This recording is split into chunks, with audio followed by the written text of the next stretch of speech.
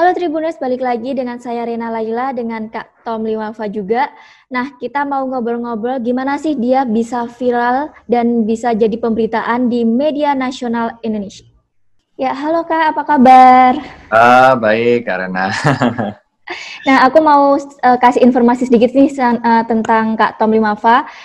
Buat yang belum tahu, Kak Tom ini adalah pemilik dari Handmade Susby, terus Delva Channery, Delta Outfit, Bisnis C Sapiku, dan masih banyak lagi. Dan Kak Tom juga dikenal karena membeli BMW punyanya Atta Halilintar dan prank tandingannya bagi-bagi sembako berisi uang jutaan rupiah. Nah, sekarang lagi sibuk apa nih Kak?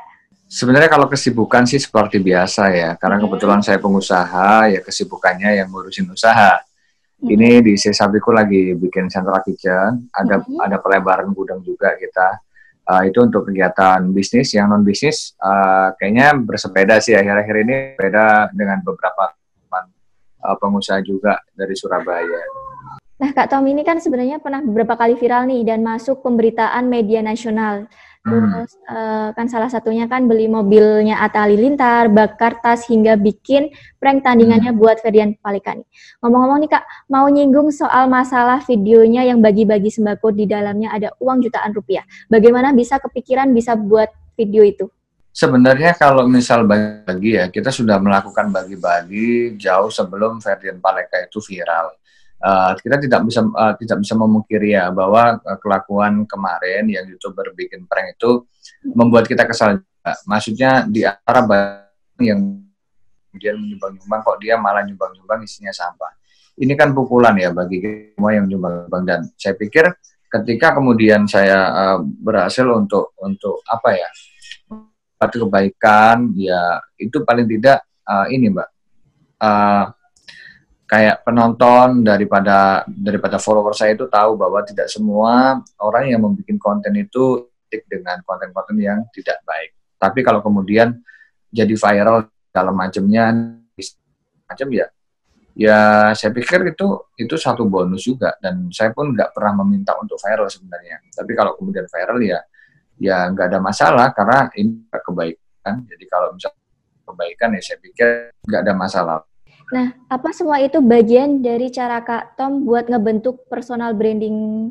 Jadi kalau misal personal branding, kita pikir ya kita harus melakukan doing to the best ya. Kita melakukan yang terbaik. Entah itu apapun itu ya silakan, karena untuk personal branding. Kebetulan saya senang dengan usaha, saya senang membagikan ilmu, saya senang membagikan bantuan ke orang-orang yang membutuhkan. Kalau kemudian itu menjadi personal branding yang baik, ya alhamdulillah, tidak mengarahkan 100% itu juga sebenarnya. Terus kan setelah aksi viral itu nih Kak, aku pernah dengar juga Kak Tom lagi ada gerakan entrepreneur versus corona. Itu apa sih sebenarnya Kak? Entrepreneur versus corona ini adalah pengusaha-pengusaha Mbak yang mereka bangga untuk berbagi. Jadi mereka yang sebenarnya berdonasi ya dari diri sendiri, itu kita gerakkan bersama-sama untuk kemudian berbagi bersama-sama.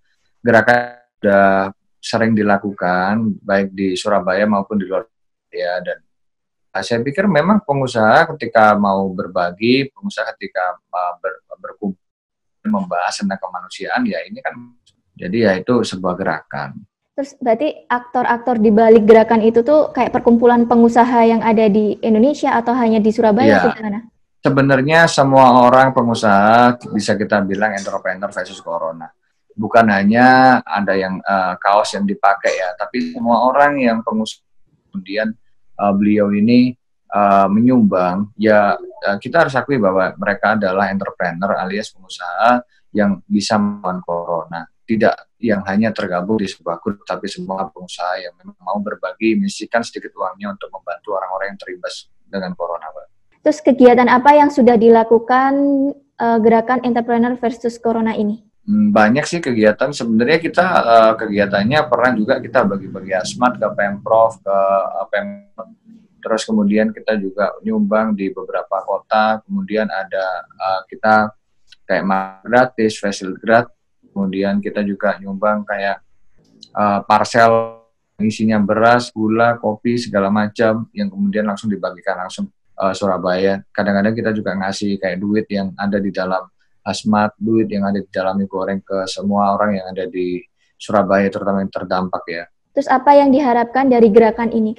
Yang diharapkan teman-teman bisa menginfluen orang-orang pengusaha, non-pengusaha untuk kemudian tidak sayang untuk berbagi. Berarti itu semua pengusaha bisa ikut gerakan itu atau gimana, Kak? Semua pengusaha bisa gerakan itu, non-pengusaha.